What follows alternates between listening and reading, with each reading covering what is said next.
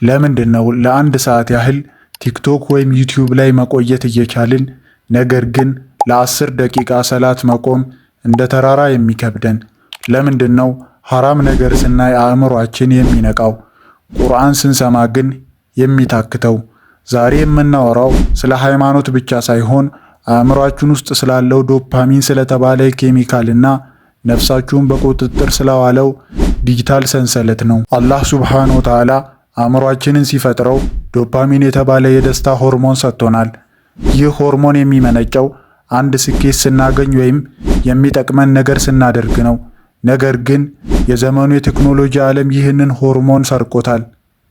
ዚና፣ ዝሙት፣ ፖርኖግራፊ እና ማለቂያ የሌለው የሶሻል ሚዲያ ስክሮል ማድረግ አእምሯችንን በሐሰተኛ ዶፓሚን ያጥለቀልቁታል። ልክ እንደ አዛዥ እጽ አእምሯችን በሄደ ቁጥር ጨምርልኝ ይላል። ውጤቱ ግን ምንድነው? ባዶነት። ይህ ዶፓሚን ሱስ ሲይዘን ምልክቶች ይታያሉ። እነዚህም ምልክቶች የሰላት ጣዕም መጥፋት፣ አላህ ፊት ስንቆም አእምሯችን ሌላ ቦታ ይሄዳል። ሁለተኛው የማያቋርጥ ጭንቀት፣ ምንም ያህል ብንዝናናም ውስጣችን ሰላም ያጣል። ሶስተኛው ደግሞ ወደ ወንጀል መቸኮል፣ ይሄ መጨረሻዬ ነው ብለን ደግመን በዚያ ስህተት ውስጥ እንወድቃለን። ኢስላም ሐራም የሚለን ሊቀጣን ፈልጎ አይደለም፣ ነፃ ሊያወጣን ፈልጎ እንጂ። ለዚህ ነገር መፍትሄውም የመጀመሪያው ተውበት ነው። ተውበት ማለት ያንን አእምሮህን የበከለውን ሶፍትዌር ሰርዞ አዲስ መጫን ማለት ነው።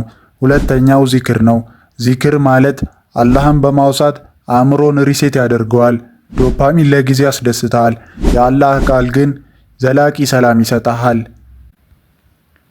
ወንድሜ ሆይ እህቴ ሆይ አንተ የኬሚካል ባሪያ አይደለህም፣ አንተ የአላህ ባሪያ ነህ። ዛሬውኑ ያንን ኖቲፊኬሽን አጥፋው፣ ያንን ሐራም መንገድ ተወው። አእምሮህ ዳግም ጣፋጩን የኢማን ደስታ እንዲቀምስ እድል ስጠው። ነፃነት የሚጀምረው አላህ ፊት ስትወድቅ ሱጁድ ስታደርግ ብቻ ነው። ይህ ቪዲዮ ሕይወታችሁን ለመቀየር ትንሽም ቢሆን መንገድ ካሳያችሁ ለሌሎች እንዲደርስ ሼር አድርጉት። በቀጣይ ቪዲዮ እስከምንገናኝ አሰላሙ አለይኩም ወራህመቱላሂ ወበረካቱሁ።